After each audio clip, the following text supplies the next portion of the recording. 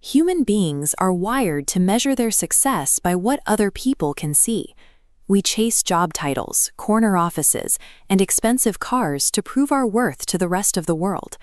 It is a relentless pursuit for social validation, and it operates entirely on what you might call an outer scorecard. Then there is Warren Buffett. As the CEO of Berkshire Hathaway and widely considered the most successful investor in history, he has amassed a net worth exceeding $100 billion. But his daily life ignores the typical trappings of wealth. He regularly picks up a $3 breakfast from McDonald's on his way to work, and he still lives in this exact same Omaha home that he purchased in 1958 for $31,500. He operates this way because he uses an entirely different metric for his life. Buffett measures his choices strictly by an inner scorecard. Instead of worrying about what his peers think of him, he judges his decisions against his own internal standards and principles. For Buffett, this refusal to conform is the foundation of his personal independence. By ignoring the pressure to keep up with his peers, he gains the freedom to live and work entirely on his own terms. Wall Street runs on herd mentality. When markets rise, investors scramble to buy out of fear of missing out. When prices drop, panic selling takes over. That volatility is driven by the outer scorecard, people reacting to what everyone else is doing. Buffett's internal metric allows him to tune out that daily noise completely. He relies on a practice known as value investing, which means calculating what a business is actually worth, buying it when the market prices it below that intrinsic value, and then ignoring the crowd. Take a look at this chart modeling compound interest over decades. To achieve that exponential upward curve, you have to leave the money alone. Patience is the mathematical force that builds wealth, but it is difficult if you are constantly comparing short-term returns to your neighbors. That patience in the market requires discipline at home. Buffett's frugality is not about depriving himself of joy. It is a calculated strategy to maximize his options. Keeping his living costs low means he never feels forced to sell a good investment just to cover a lavish lifestyle.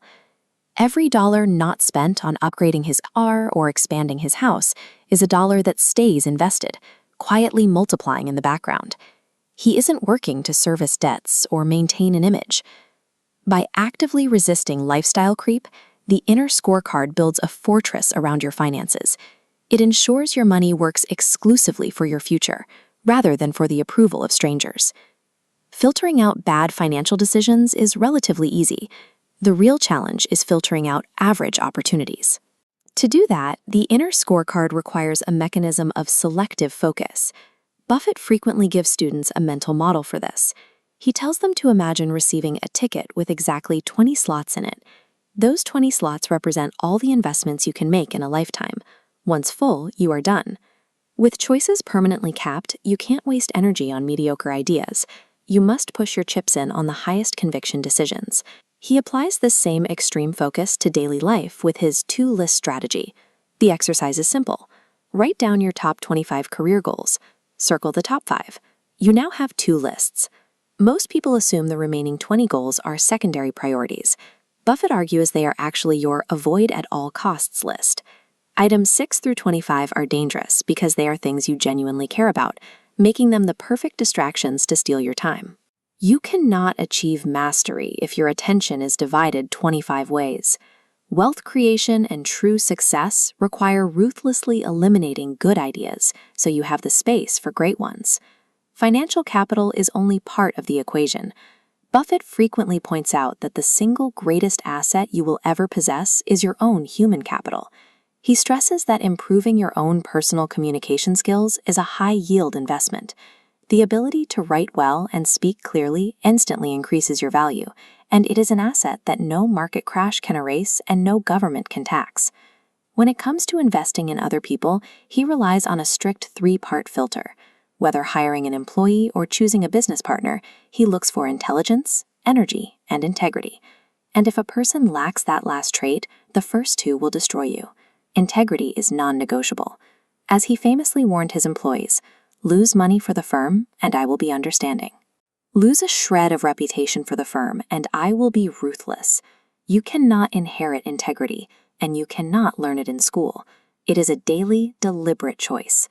When you surround yourself with high-character individuals, Their standards act as a gravitational pull, constantly elevating your own inner scorecard.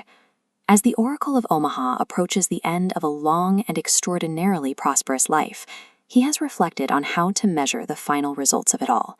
His ultimate metric has nothing to do with the size of his bank account, his corporate power, or how many buildings bear his name. His conclusion is simple. If you reach old age, and the people that you want to have love you actually do love you, your life is a success. Wealth is merely a byproduct of the assets you accumulate. True success is determined by the person you choose to become. If applying Warren Buffett's inner scorecard gave you a new perspective today, leave a like and subscribe to the channel so we can keep bringing you insights like this.